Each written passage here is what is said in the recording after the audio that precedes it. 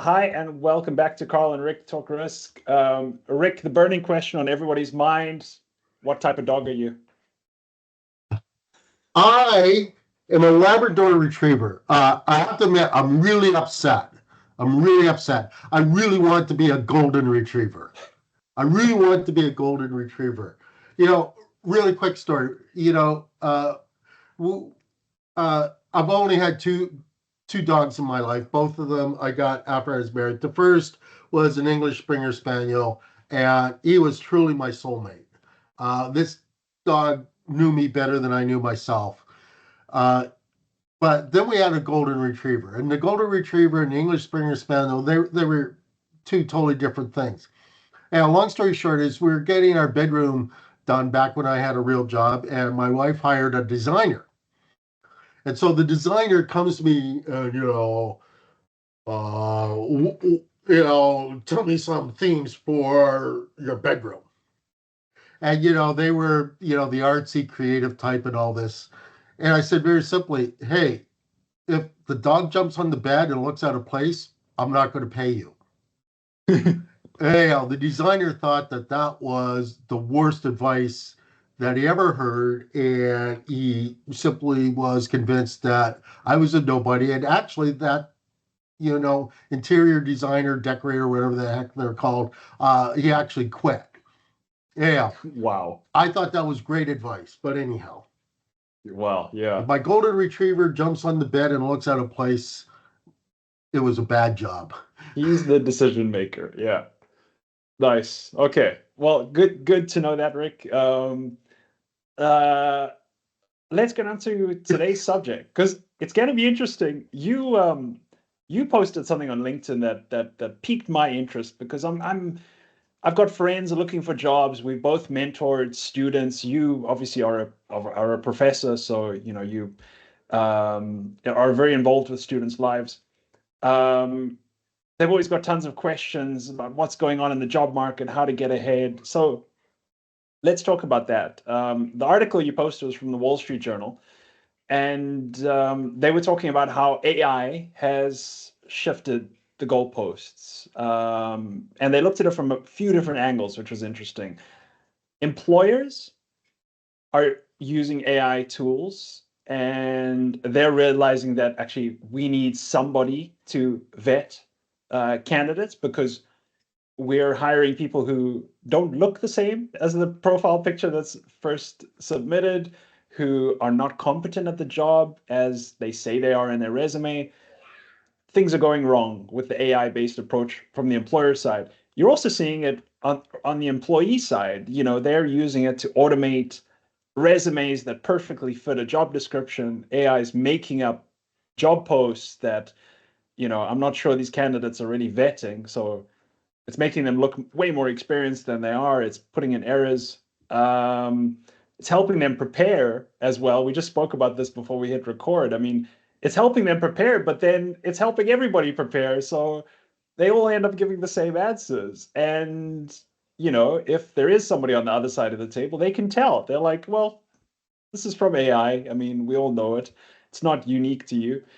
Um, this is what candidates are facing today, and it's quite a challenge. What thoughts did you have on this article? Why did you share it?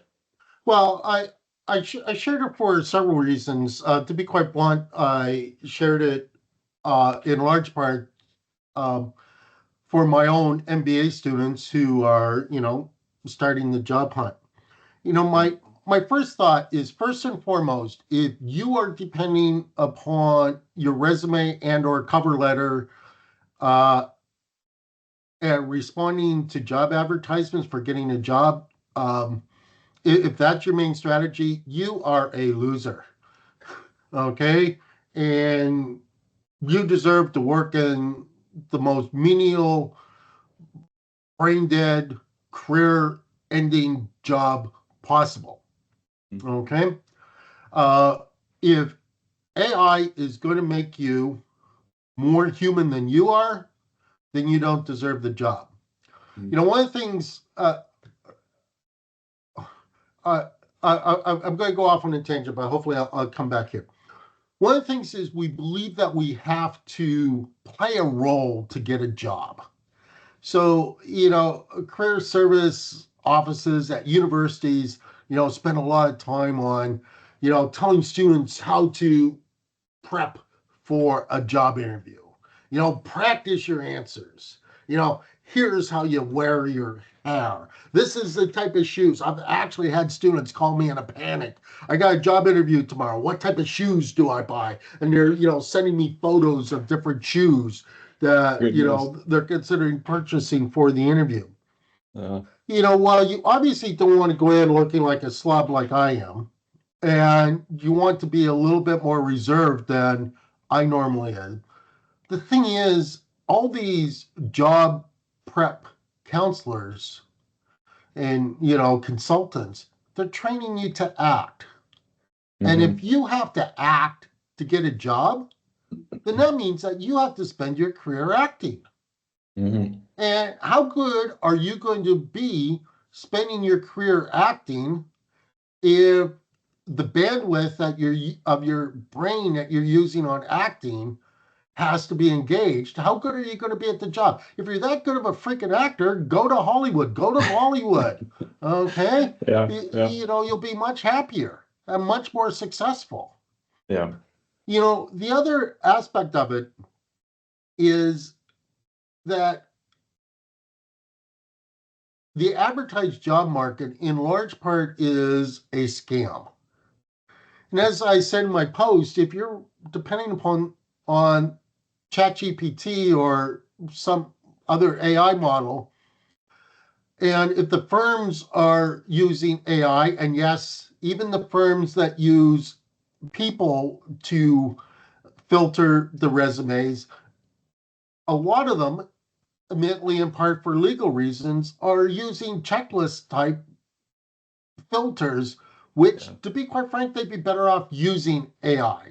Yeah. And also, don't even get me started on structured interviews where you ask everyone the exact same questions for legal reasons, okay? And you can't deviate whatsoever. Those type of firms, if you're at all employable, you should just say, forget about it. Yeah. But here's the thing.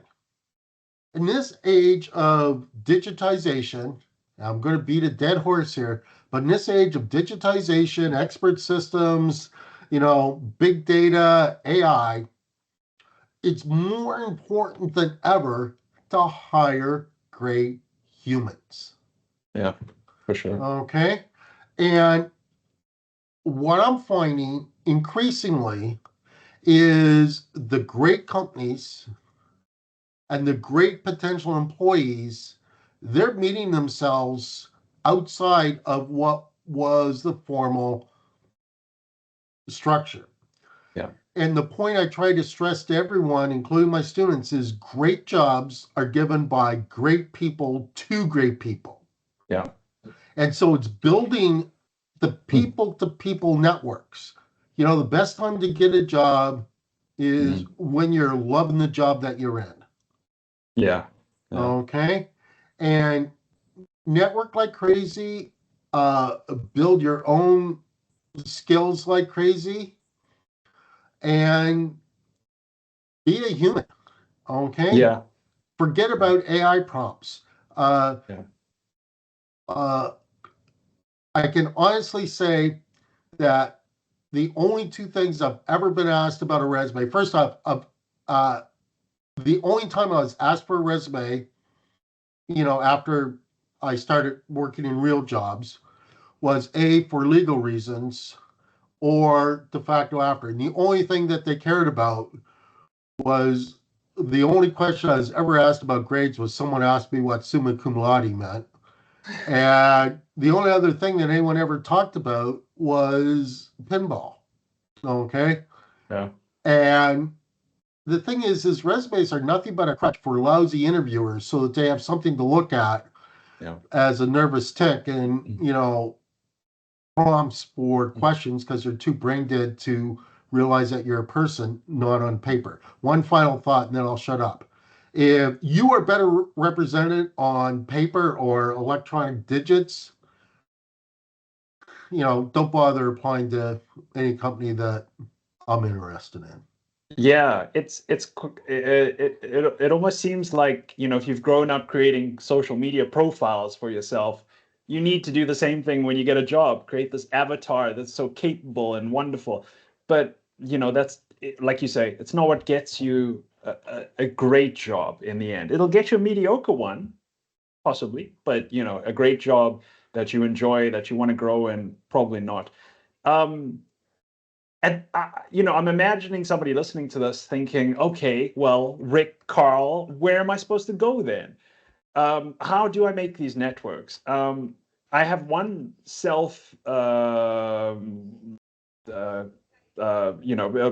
a piece of advice that I used to give students, and that's volunteer networks.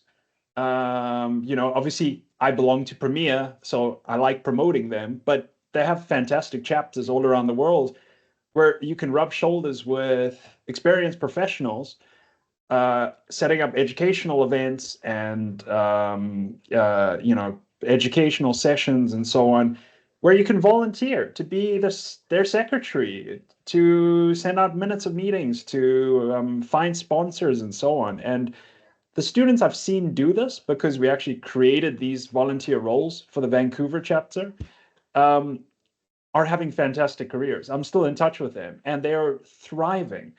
And it showed a lot about their personality very early on, that they could see an indirect route to a great job. I'm going to learn something in this. I'm going to meet interesting people, and hey, I'll probably end up with a great job. Whereas a lot of people are thinking, I have to create this resume to get the great job. It seems like it's more direct. It seems like it's more like action oriented, but it's actually not. It's a little unintuitive, I would say. So Actually, I would say it's completely intuitive. yeah, Um, it's based upon show me, don't tell me. It's yeah, so easy to tell me. yeah, But it takes real work to show me. yeah, Okay. yeah, My favorite tip is what I call the snap the fingers question. And that is assume I have magical powers and I could snap my fingers and have you work with any person in the world. Okay. Uh, it's shocking the number of people who cannot answer that question or give a really stupid question, give a really thoughtless answer, such as Warren Buffett or Elon Musk or, whatever. yeah, yeah, Okay. Um, and, I have a 6-step process. I'm not going through the 6 steps, but the first step is that. mm, Okay. And then truly understanding why that person. Now, first off, most people will say, oh, I really like to work for Shell or, really like to work for, RBC or, whatever. yeah, RBC is not a person. yeah, Shell is not a person. And the point is great jobs, I'll reiterate, great jobs are given by great people to great people. yeah, Okay. And by snapping the fingers, by answering the snap the fingers, preferably with 3 answers, okay, you now have uh, an objective in mind, a clear, distinct objective, which will determine. It sounds like people are pretty excited outside your window. oh, We should be enjoying whatever's going on outside your window than this. But if you have an answer to the snap the fingers, uh, now you know how to market yourself rather than the generic whatever. Um, so, for example, if you wanted a job with me, not that I have jobs to offer, because I'm de facto, you know, just a semi-retired prof now. But you're probably not going to worry about your haircut. Okay, and you get the tailor. You have a very clear objective. You know whether or not you're branding yourself as toothpaste or as a luxury car. And you market toothpaste very different than you market a luxury car. Likewise, you market yourself for role A versus role B very, very, very differently. And this goes down to your social media branding, um, whether or not you like this podcast, et cetera, et cetera, et cetera. It makes it You so know, much easier than the spray and pray of, throwing your resume out there everywhere. yeah. One other thing I want to tie. Sorry about the noise. It's kids going home. They're very excited to see their No, parents. never apologize for the exuberance of kids. Okay, never ever, actually, never apologize for anyone being exuberant. Yeah, That's that's what true. makes life worth it. Yeah, they make me jealous out there. Um, we've spoken a lot about people risk, and we defined that in a previous episode in a way that means something to us. And largely it was sort of, markets are not all mechanical. People are the ones doing trades. People interact with people to make mistakes or make great enterprises, right? Or have Um, great surprises. Yeah, great surprises. Yeah. I think that's a reason a lot of companies are bringing people back into the office. Surprises. Who knows what these people can create when they're in the same space?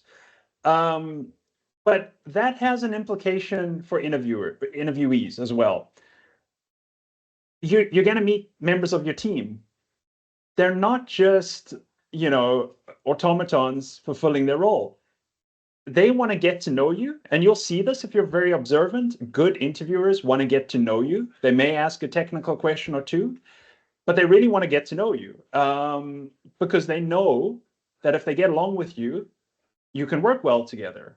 I see it in my team all the time. If I get along with people really well, we produce wonderful results.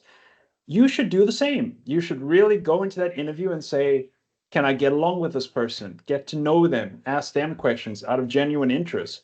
Um, I've had this conversation with a friend many times. He's so worried about answering correctly these questions, he forgets that they are interviewing for you too. You're gonna have to work at this place for several years of your life. You would think you'd take it seriously. So yeah, don't forget that it actually takes a lot of pressure off, I think, right? Because if you're like, I'm gonna go in and get scrutinized and have a 120-watt bulb in my face, you get pretty nervous. But if you're like, no, I'm gonna turn that around, I'm gonna ask some questions, I'm gonna find if this is a good role for me, you'd be shocked at the psychological switch it does to you. And people pick up on it quickly too. That Yep. there's a genuine interest and warmth from your side. Yeah. Yep. Okay, Rick, I think we have covered everything. I'll put the Wall Street Journal article in the show notes. We know what kind of dog you are. I don't know if we can achieve any more in this 30 minutes. All right. Good talking, Rick. Until next time. Good Have fun. call.